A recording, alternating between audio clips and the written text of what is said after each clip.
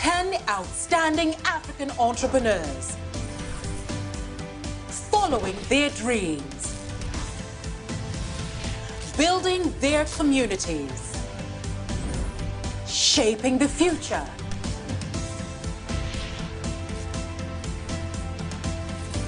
It's taken hard work, innovation, and perseverance to get here. Now, they need to go further. Compete, pitch to a panel of global business legends, and claim their share of a $1.5 million prize on Africa's Business Heroes 2020. Welcome to Africa's Business Heroes 2020. I am Anita Erskine, your host for the next few weeks as we uncover leading entrepreneurs from across the continent. Now in its second year, this philanthropic initiative is all about spotlighting homegrown business innovators and supporting their efforts to drive change in their communities and build a more inclusive economy. 22,000 hopefuls entered from every corner of Africa, and after numerous rounds of virtual screenings, we found 10 incredible heroes, each making an impact in their respective countries: Cameroon, La Côte d'Ivoire, Ghana, Kenya, Nigeria, Senegal, Uganda, and Zimbabwe. These trailblazers have worked hard from day one, and now they are up against each other, competing for their share of a $1.5 million prize. Africa's Business Heroes is an initiative of the Jack Ma Foundation. We're in unprecedented times, so we got inventive and found new ways to connect Africa to the world. Our show crosses continents and is packed with enthralling stories and exciting challenges. And in the thick of it, going all out to claim that prize and prove their worth, are our 10 finalists, our heroes. From Nairobi, Kenya, Chebet Lesan, founder of Bright Green Renewable Energy, a company that produces recycled fuel bricks that reduce cooking fuel costs for underserved communities. From Tamale, Ghana, Abdoulaye Dassana, co-founder and COO of Amati, a social enterprise that produces fonio food products to help nourish communities. From Kampala, Uganda, John Nalubega, CEO and founder of Uganix, a social business that makes organic life-saving anti-malaria soap. From Abidjan, La Côte d'Ivoire, Aboubakar Karim, CEO and founder of Investive, a company using drone technology and precision agriculture to support smallholder farmers. From Harare, Zimbabwe, Ethel Mupambwa, co-founder and CEO of Money Mart Finance, a microfinance institution that offers loans to small and medium-sized businesses. From Lagos, Nigeria, Oluwasegun Oni, CEO and founder of Mdaz Global, a company that builds and operates tech-enabled diagnostic centers in clinically underserved communities. From Kampala, Uganda, Dr. Emma Naluyima, CEO and founder of MST Junior School, an institution that uses modern technology in a farm environment to foster practical learning. From Abidjan, La Côte d'Ivoire, Axel Baou, CEO and founder of Le Chocolatier Ivoirienne, a chocolatier company that makes products infused with local flavors, molded to reflect African art. From Dakar, Senegal, Diarra Boussougué, CEO and founder of Diarra Blue, a fashion tech company that merges African artisan traditions with technology. From Yaoundé, Cameroon, Cyril Nkonchu, founder and chairman of Enco Education, the largest single network of private schools in Africa. Each one of our heroes is an established game changer, and over the next 4 weeks, they'll show us who they are. I think I'm the most impressive contestant. Why they're excited to get up each morning. Let's get to work. And how they're changing lives in Africa. They'll be getting involved in knowledge-sharing sessions, competing in a community-based reality challenge, and pitching to an esteemed panel of top business minds. It's actually a whole. We're a company building the future of healthcare in Africa. In the end, One of our 10 winners will come first. But before we get started, let's see who they have to impress. Our panel of judges. We have a lot of entrepreneurial energy on the continent, but there isn't as much entrepreneurial knowledge. So investing in building entrepreneurial knowledge so that we can increase the success rates, that for me became a second day job. The character of the entrepreneur, the ability to fight through in the execution process. And you need people to try unconventional ways. Whenever I see a young entrepreneur pursue without giving up, that brings a smile to my face. I like to talk to entrepreneurs because they're very inspiring. I think leadership is very important as a key identification trace of a good entrepreneur. I hope to see people that are truly passionate about what they do and they have a very clearly defined mission. It would be more worthwhile for an investor to focus more on people. In Africa, there is not a lot of legacy infrastructure. You get to basically start from scratch and chart your own course. In the process, if you can solve problems, then you get to create value. And that's what entrepreneurs do. They create value. We look for work in businesses that were created by people just like us at some point. We too can build businesses. First and foremost, you've got to have a skill, a different approach, a different mindset. Project the confidence that you can not only convince us, but go on to convince investors and customers. We want to see young Africans beginning to take Africa seriously. Entrepreneurship ultimately leads to prosperity, stability, and freedom. So in Africa, you see so many great young people. I was fascinated by the people, by the culture, by this continent, especially the young people. I was moved by those young people. There's so much potential inside. We are in the company of excellence, so stay with us for the incredible journey that lies ahead. Remember to follow the bigger story on our social media channels. When we return, we'll get to know our heroes better, so stay with us. Don't go anywhere.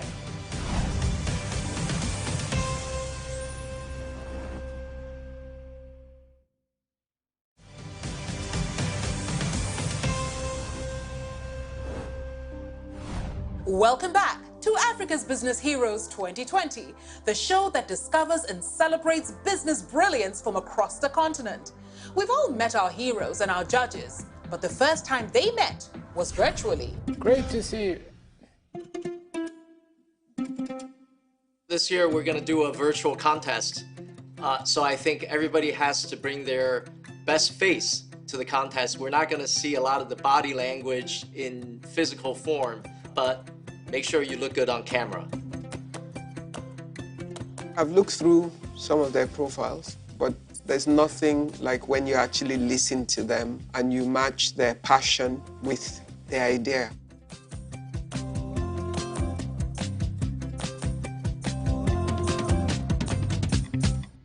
This virtuality session, a remote gathering connecting 14 locations in 9 different countries, the heroes chose a significant item, something that reflected their purpose and personality, and explained it to the judges. We started in Abidjan, where Cyril had been living since lockdown. It's all going to happen online, so it's very difficult the way you relate to people, obviously online. I'm Cyril Nkonchu from Cameroon. My significant item is my Harvard Business School graduation cap, right here. So let me actually wear it, and I'm going to tell you why. Basically, I believe that education is your best investment in life, and it is an asset that nobody can take away from you. I always say that, I think you have 2 types of entrepreneur in Africa. You have, entrepreneur by necessity and entrepreneur by choice. I think, I'm privileged to be an entrepreneur by choice. In a nutshell, ENCO Education objective is to increase the number of young Africans who get to the best universities in Africa and around the world. Essentially, making access to quality primary and secondary education affordable. We're talking about education of the next generation of Africans. What makes it possible for me to become an entrepreneur is the fact that I was educated. But a significant portion of kids go to school. But going to school doesn't mean being educated. And I think really that's what we're trying to do at ENCO Education. Last year we've decided, together with the CIFCA Foundation, to offer Chris a merit-based scholarship for the rest of his 7-year tenure at the school. It's good for our schools because what we find is that often the best kids actually come from this channel. My big motivation in this competition is really to get more funding for scholarship. So I think we need to get to a critical mass of African getting to good university, good international institutions, in Africa or elsewhere in the world. Cyril's vision for education in Africa set the scene. Ethel was next and ready to impress. Ooh, I'm sure from henceforth I'll be flying much higher. My name is Ethel. My significant item is a mortar and a pestle, and whatever is put inside, it comes out changed. And it speaks to me as a business person to say, I need to be aggressive, I need to be diligent, I need to be patient with whatever I do. I am confident that the economy even of the nation can never be the same. Empower a woman and the nation will stand on its feet.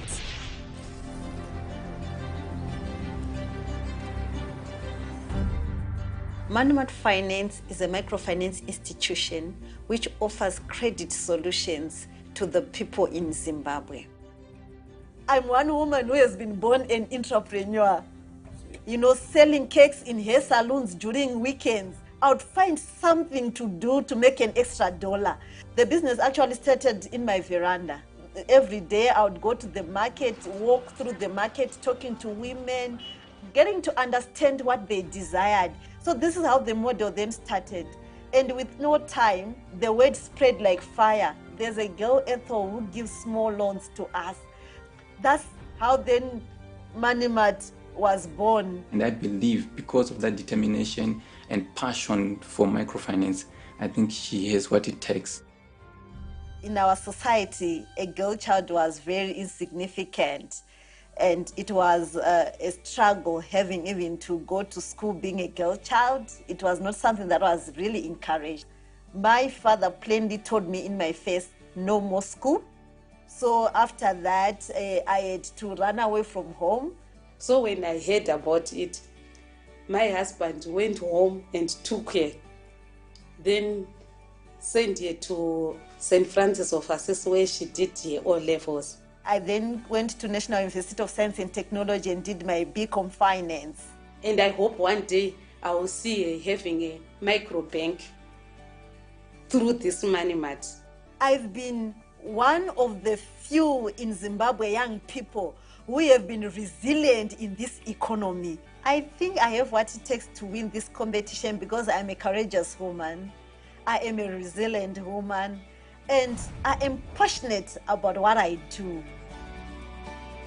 Part of it is we need to get out of the instructed limitation of being a girl and redefine the fact that I'm a human being like my male friends. I can do whatever it is that I desire to do. That's the biggest thing my father taught us.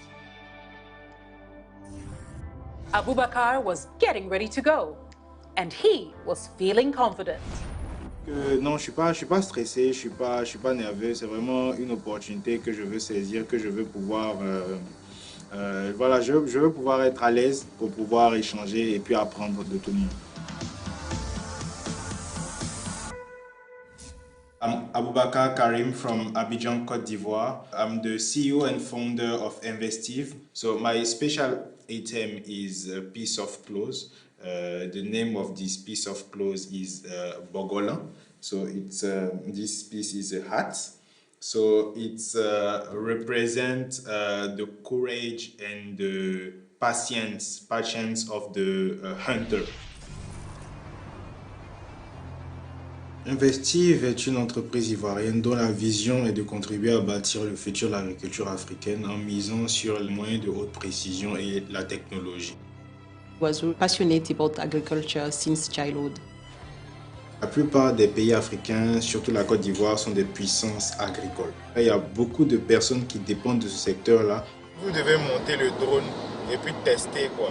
On est pionnier de l'agriculture de précision et de l'utilisation des drones en Afrique de l'Ouest. C'est important pour nous d'être axés sur la technologie parce que ça nous permet tout simplement de gagner du temps.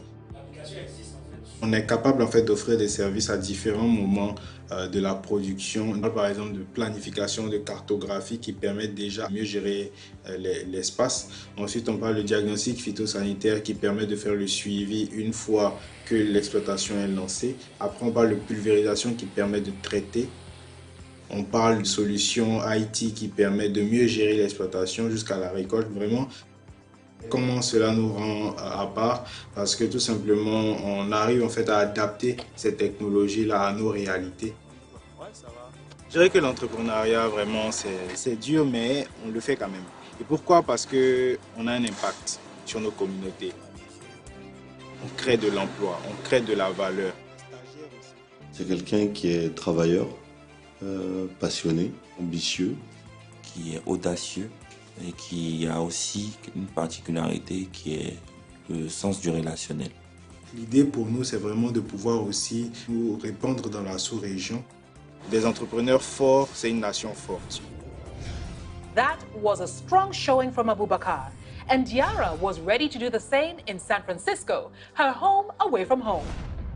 It's nerve-wracking to be like in the same room as these people and be talking to them and asking them questions, and I feel very blessed for the opportunity, but yeah, nervous too. My name is Diarra Bousso and I'm from Dakar, Senegal. My special object is my bracelet, and in Senegalese tradition, the bracelet is given to you from your grandparents at birth with your name engraved on it. It's worn for a lifetime and it gets melted and reshaped as you grow. To me, it represents longevity, heritage, and sustainability, values that are pillars for me and my business. I want to change the world one garment at a time.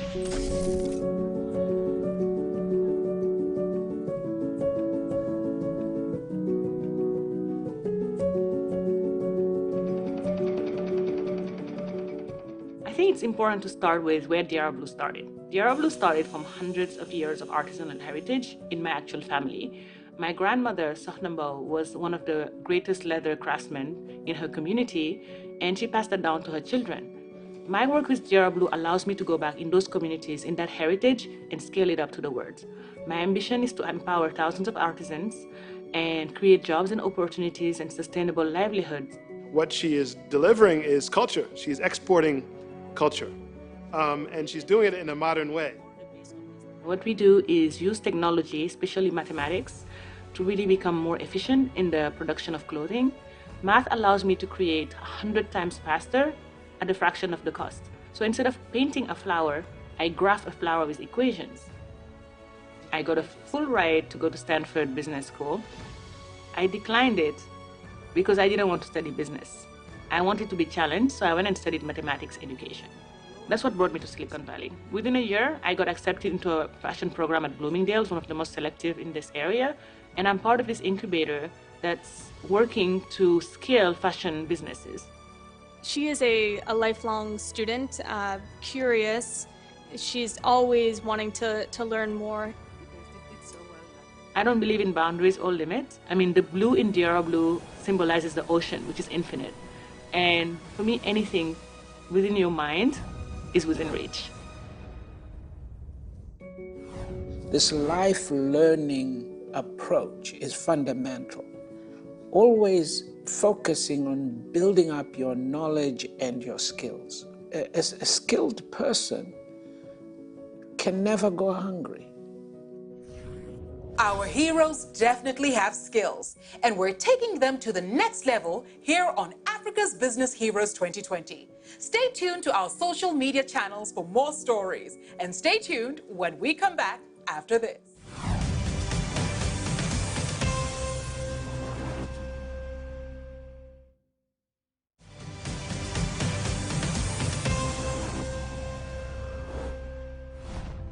Welcome back. We're about to return to virtuality and meet two more inspiring entrepreneurs. But before we do, let's look back at Africa's Business Heroes 2019 and check in with the top 3 finalists. And the first place, Femi from Nigeria is our winner. Ladies and gentlemen, our African Business Hero 2019 has been declared. My name is Temigiwa Tubostu. I'm the founder and CEO of Life Bank. I'm from Lagos, Nigeria. My name is Omar Sakr. I'm from Cairo, Egypt, and I'm the CEO and founder of Nawa Scientific. My name is Christelle Kizera. I'm the founder and managing director of Water Access Rwanda. When we learned this competition was happening, the first thing that struck me was it was looking for dreamers who are impacting people's lives in a positive way through their businesses. It was pretty exciting for me because I thought they're looking for me. It was just amazing to be in front of these judges. Mrs. Ibukun Awoshika, Joe and Strive and Jack himself. It was the first time that I felt like, I was being selected as someone people should look up to. I really believe that no matter what happens here today, you are going to go places. I love what I've learned through the journey. I knew by heart that Africa was the land of opportunities, but I didn't know that those opportunities are so ripe for the taking. For winning this amazing opportunity, we were sort of like this small little company doing our own thing, and that was fine. But after winning, I think everyone started paying more attention to us and wondering, wow, maybe there is something magical going on at Life Bank. I'm so happy to announce that we just inaugurated our second headquarters in Cairo, which is 7 times bigger than the previous headquarters. The best way to be an entrepreneur is to do good. Literally, my mission, especially as a social entrepreneur, is to create a business model so tied to impact that the only way to make money is if I'm creating impact. Hey 2020 heroes, you already are heroes, so go earn the title. The actual prize of this competition is the journey itself. I wish you all the best. It is your chance to learn from this incredible group of people so that you can build the most amazing business you can. I wish you the best of luck and thank you. Last year's finalists started this legacy. This year's heroes will continue it. And next in line to tell his story was Oluwashoga, who was taking it all in his stride. Am I nervous to meet the judges? No, at all. I'm not nervous at all. Hello, everybody. My name is Oluwashoga. I'm the CEO, co-founder of MDAS Global. We're a company building the future of healthcare in Africa. What I've brought today is my headphones. I'm able to go to places I can't really go to right now. And this gives me a place where I can just have some peace. And it's been a pleasure to be here. Looking forward to the rest of the competition. So excited to meet the judges. The problem we're trying to solve is a very, very important problem because in Nigeria, a lot of people don't have access to healthcare services. People don't have access to diagnostics. I built a business called MDAS Global. I see myself overseeing one of the largest networks of diagnostics in Africa. I'm married to my beautiful wife, who also is my co-founder. She's been with me through this journey since the beginning. On our first date, he talked all about the early version of MDAS, about his big vision of building a company that could impact 1 billion lives. He is so thoroughly committed to this problem that we're solving around access to quality health services and diagnostics across Africa. And so doing this work is like very motivating. We see the impact we're able to have in people's lives. I see myself as a very flexible, willing to adapt entrepreneur. And I think that those are the kind of entrepreneurs that we need in Nigeria today, just because Nigeria is such a challenging environment. Oluwashoga had risen to the challenge, and now Emma was up and raring to go. I'm not really nervous. I'm just actually excited about this whole thing because it's new. My name is Emma Naluyuma. I'm co-founder of MST Junior School, that stands for Math, Science and Technology. My unique item is matoke, banana. Every child in our school from grade 3 is given a banana plant to look after. While they're doing that, they apply and study concepts of mathematics and science. And if every African gets such a unique education like from MST Junior School, Africa will not only be a better place, but it will be the best place to live in. So my name is Emma Nalima. I'm a vet by profession. I'm a farmer. I'm a mother and wife, and I'm an educator. I sat down for a year when I gave birth to premature twins, and I needed to look after them. And as I was trying to put food on my table, I became successful. I kind of became an icon in farming, and people came to me for advice. Very nice, you don't need sugar actually. So I found out that there's a need that I needed to work on. That's why we put a school. So MST School is a unique school. We get the theory out of class and make it practical. So learners go to class for content. From class, they go to the laboratory for experiments. And from the laboratory, they go to the farm to implement what they've studied. And from the farm, they go to the bank if they've already sold their produce.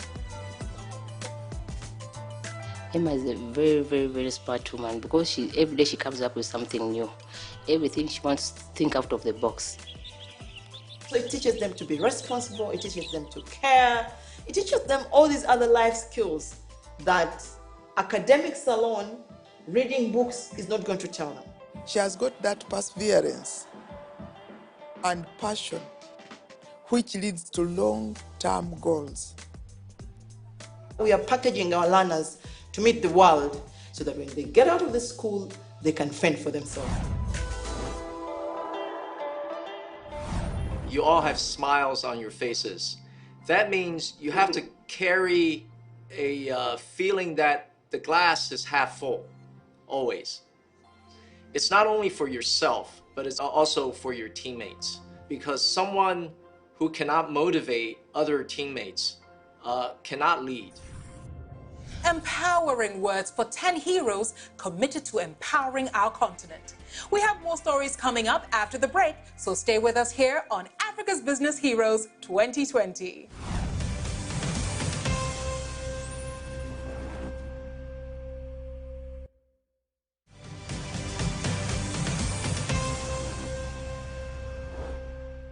We're back with more powerful stories, but before we reconnect with virtuality, let's take a quick look at how we got to this point.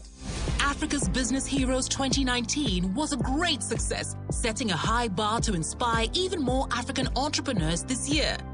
But, as was the case globally, 2020 forced us to adapt dramatically. This year's competition relied on creative solutions and international collaboration.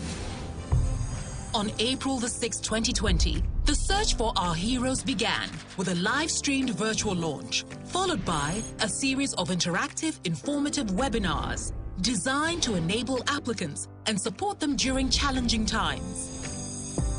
In less than 3 months, 22,000 diverse business minds from 54 African countries responded. These were reviewed by over 100 round 1 judges, and a top 50 was selected and invited to an interactive session with industry experts to help them prep for round 2, video call interviews with the judges. The resultant top 20 attended a boot camp featuring leading business figures, judges, and celebrities. A pitch workshop followed to prepare the finalists for the semi-final, an opportunity for our top 20 to pitch to a diverse panel of esteemed judges. After much deliberation, 10 extraordinary individuals from 8 countries were selected to compete in this year's finals. Africa's Business Heroes 2020 may have unfolded differently, but the delight of being named a finalist remained the same.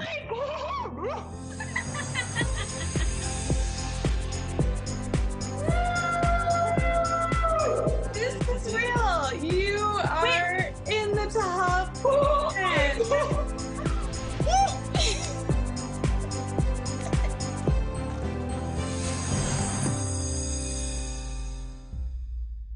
Back at Virtuality, Axel Baou of Le Chocolatier Ivoirien was getting ready to share his dream. Un peu stressé, mais on a beaucoup d'enthousiasme parce qu'on va rencontrer des personnes dont on rêve de plus au monde en tant qu'entrepreneur. Voilà, on a le stress, on se demande comment est-ce que ça va se passer. Moi aussi avec la traduction français-anglais. I'm Axel Emmanuel. I'm the champion of Ivory Coast chocolate and pastry and vice champion of Africa also chocolate and pastry. But in the past, I was a banker and I leave my job to make chocolate is the thing what I feel passionate about.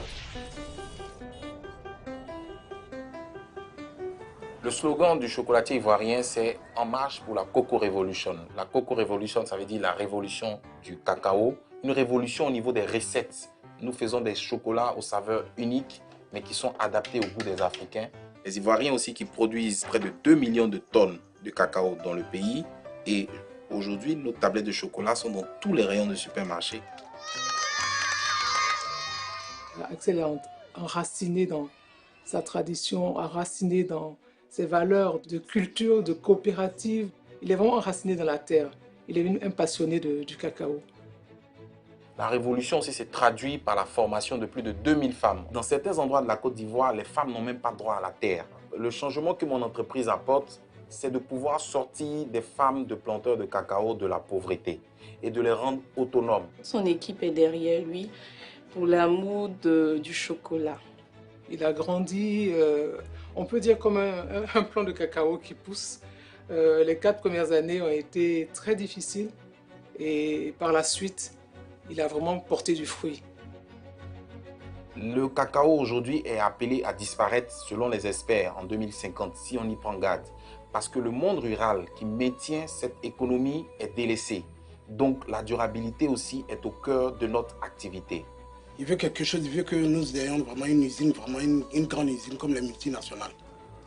Mes ambitions avec le chocolatier ivoirien, c'est d'avoir la plus grande unité de transformation de cacao de tout le continent.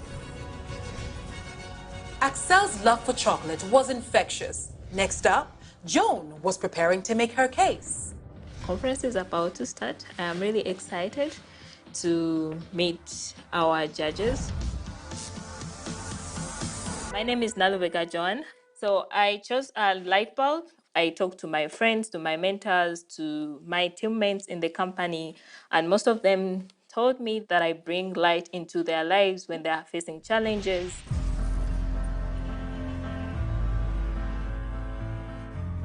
I developed a mosquito repellent soap that protects from mosquito bites from 5 to 6 hours. Right now, the problem is still very, very big. For example, malaria is still one of the major global health challenges, killing over 3,000 people every single day. Some of the repellents that are on the market cannot be used on a daily basis because they have high concentration of chemicals that are very dangerous for our health. So I think that is one of the reasons why people locally do not use them. Growing up, I was taken to Zambia Babies Home with my young sister. At the orphanage, I also had some sad moments, missing my family, but also I often suffered a lot from malaria, which led me to miss school a lot, be a victim to bullying and discrimination. When I first came to Uganda as a volunteer in an orphanage, the Kankobe Children's Home, where Joan grew up from. And there I remember her even often as a young child falling sick, being the only one that was left behind, not going to school because she was sick of malaria. I had a friend who lost a child that was very, very close to me, and it was to malaria, and because of the pain it brought back, I decided to do something about malaria so that I turn my painful childhood experience into strength to fight or to ride in the world of the disease. I think the outstanding strength of Joan is her resilience and her passion for what she's doing. Every time we go to the communities and the smiles that I see personally, it motivates me that yes, I accept that I am not able to save 1 million lives at the same time, but then I can work with my team and we impact one person at a time.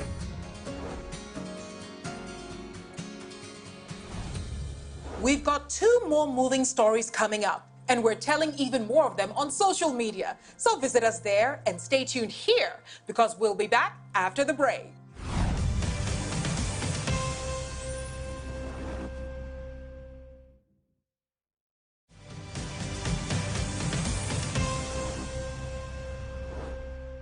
Welcome back to Africa's Business Heroes 2020.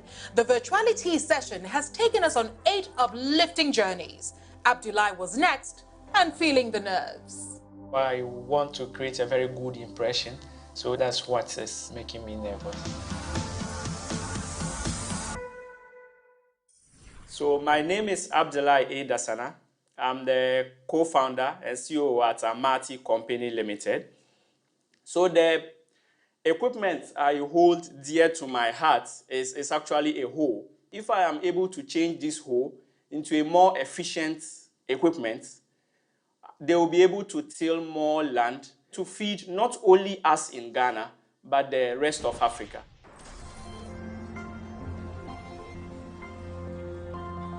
So Amati is a social enterprise that is into the processing and marketing of fonio. I knew fonio, but I hadn't realized that it had been taken to the next stage in terms of processing. And I felt that that was a niche created by somebody who I believed had a vision. The lands that we have are fast degrading. So for us, everything you do, you are supposed to be looking at how sustainable what you are doing is, so that at the end of the day, it is regenerative. So with fonio, it has a positive impact on the land.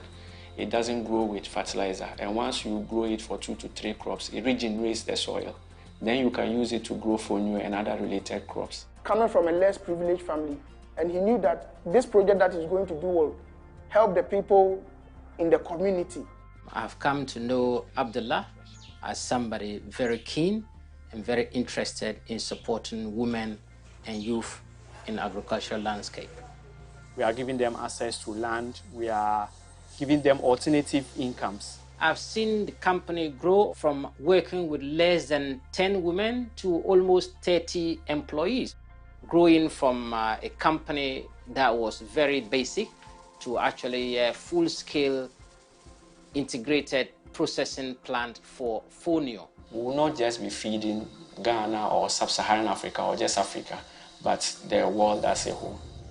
Abdullah's sincerity and passion had made an impact, and now Chebet was planning to do the same. Oh, I'm super excited to meet the judges. I'm so grateful, first of all, that they made time for this call. I think there's so much we can learn from them, so I'm really excited for the call and for the discussions that are going to happen. I'm really looking forward to it.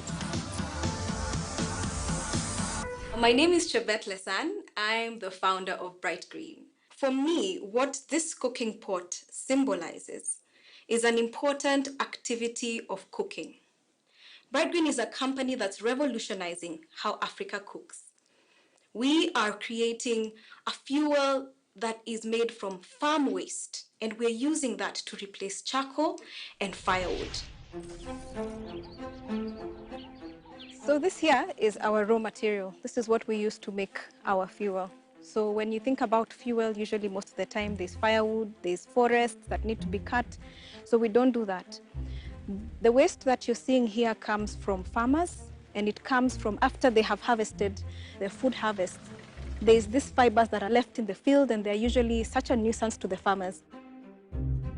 So what we do here in our factory, we then do the rest of the processes, which entails taking this and mixing it with other substances and refining it into the fuel.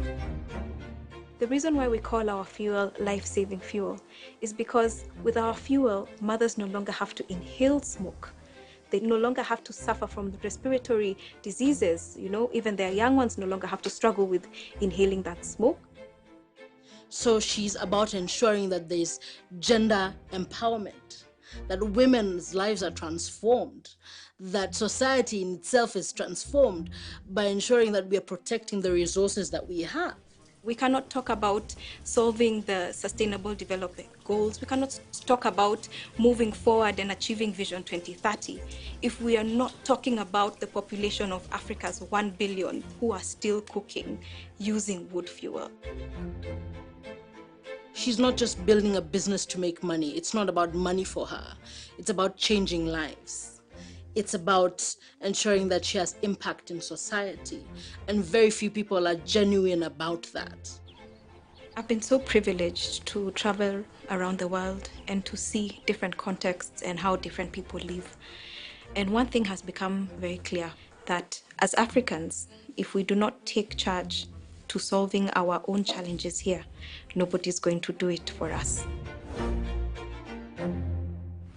Part of being an entrepreneur is being able to see the future.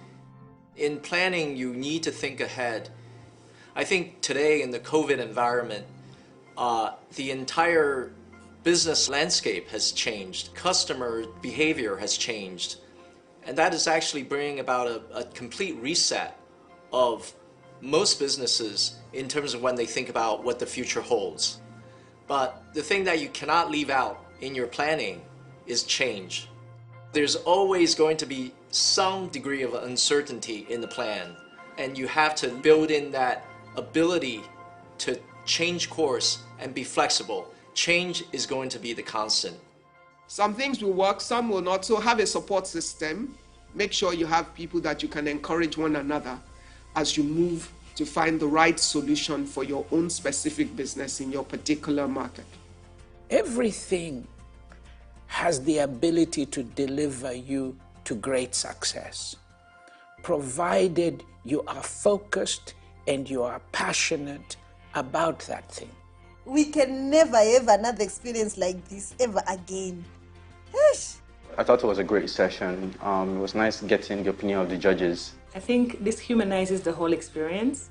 Like, these judges were like, these faraway individuals that are just like figures, and now they are people. They're, powerful people, very humble, really a humbling exercise. Virtuality gave us a glimpse into the remarkable minds of our extraordinary heroes. Each one of them used the opportunity to make a strong impression on all the judges, including Jack Ma. I think I'm proud for those top 10 heroes. It's not easy for them. They already are the winners. They should enjoy the finals, be themselves, and be honest to their heart. The 10 heroes this year, last year's 10 heroes, they are the role models for a lot of young people in Africa. This is the show where Africa's business heroes dare to dream. But our top 10 will need to think quick and act decisively, because now the stage is set and we're putting them to the test. The stakes are high, so tune in to see how our heroes handle it. And don't forget to keep up to speed on social media. Until next week, stay well, stay safe, and thank you for watching Africa's Business Heroes 2020.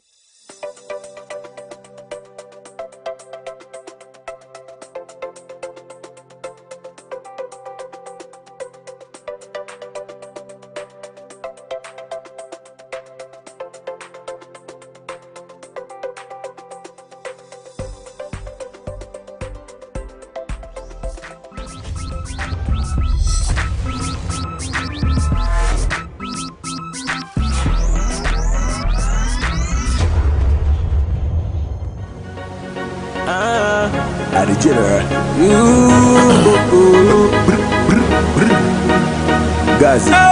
What else? Just pray for your enemies. Buddy. Coulda friend, coulda enemy, coulda heavy gunman, see I made them wash. Coulda me, coulda you, coulda my fake friends, yes my fake friend. Coulda them, coulda myself, coulda family, coulda Mrs. String. I coulda my own girlfriend, coulda my boss, anyone, enemies, don't come away. And every obstacle, please don't come away. To all my fake friends, no time to play. Yes, I'm busy working and I'll make it one day. Don't come my way. No time to play. Don't come my way. No time to play. Yeah, the general, even if I fall, surely I will rise again.